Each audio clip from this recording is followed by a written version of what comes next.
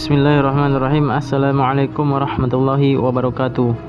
Pada tanggal 3 Maret 1924, Khilafah Utsmaniyah atau juga dikenal dengan Kesultanan Turki Utsmani runtuh. Kejayaan Islam yang sudah tegak berdiri sejak 13 abad yang lalu dan menguasai 2/3 wilayah dunia tersebut saat ini hanya bisa menjadi fakta sejarah yang tak bisa dilupakan oleh umat manapun. Umat Islam yang dahulu bersatu di bawah penerapan syariat Islam secara penuh dengan Al-Quran sebagai dasar negara, hancur tercerai-berai menjadi lebih dari 50 negara. Umat Islam yang dahulu disegani dan dihormati saat ini tak lebih jadi bahan fitnah dan target kebencian umat-umat lain. Runtuhnya Khilafah Utsmaniyah menjadi awal penderitaan umat Islam saat ini. Runtuhnya Khilafah Utsmaniyah sendiri terjadi begitu kompleks dan berlangsung dalam waktu yang cukup lama, hingga akhirnya benar-benar runtuh dengan ditandainya deklarasi perubahan sistem pemerintahan menjadi republik oleh Mustafa Kemal Atatürk. Bahwa khilafah terlibat Perang Dunia I di blok poros melawan blok sekutu. Dalam perang itu, blok poros akhirnya menjadi pihak yang kalah dan sebagai konsekuensinya mereka dipaksa untuk menerima syarat-syarat perdamaian yang kemudian memicu runtuhnya Khilafah Utsmaniyah.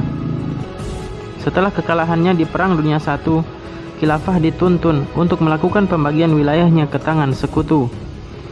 Mereka harus melepaskan seluruh wilayah Arab, kemudian wilayah Anatolia Timur yang dihuni bangsa Armenia, lalu wilayah Anatolia Barat yang terletak di Eropa, serta beberapa kota penting untuk berada di bawah kendali sekutu secara de facto.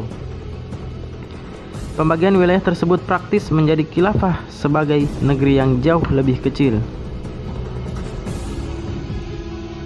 Akibat dari adanya perundingan tersebut, memicu munculnya gerakan penolakan dari beberapa kalangan, salah satunya adalah mereka yang mengatasnamakan dirinya sebagai Gerakan Nasional Turki. Mereka bisa menerima syarat seperti hilangnya provinsi-provinsi Arab, namun mereka tidak bisa menerima dipecahnya wilayah yang dihuni oleh mayoritas Muslim Utsmaniyah yang bersatu dalam agama, ras, dan tujuan yang sama. Mereka menghendaki batas-batas yang kelak akan menjadi teritorial negara Turki modern. Bagi mereka, batas itu harus diperjuangkan meskipun dengan konfrontasi. Gerakan seperti ini kemudian ditanggapi oleh Khalifah dengan menganggap mereka sebagai ancaman yang akan memecah belah khilafah. Tokoh utama mereka yaitu Mustafa Kemal akhirnya dijatuhi hukuman mati, namun tidak berhasil terlaksana karena banyak penentang yang menolak hukuman tersebut.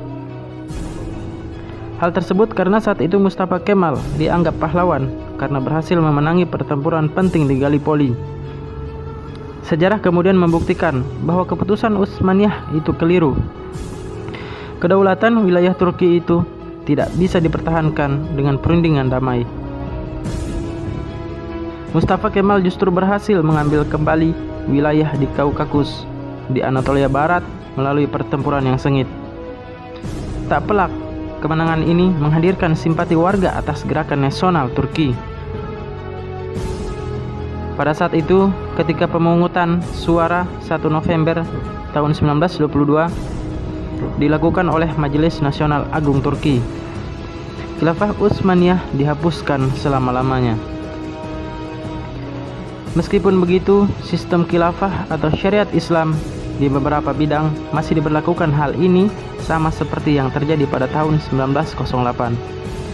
Meski terjadi pemungutan suara hingga akhirnya terbentuk Dewan Parlemen baru yang diketahui Ahmad Riza dari Perkumpulan Persatuan dan Kemajuan, salah satu gerakan yang menjadi musuh politik khilafah Abdul Hamid II, maka syariat Islam sebagai bagian dari sistem kekhilafahan masih berlaku.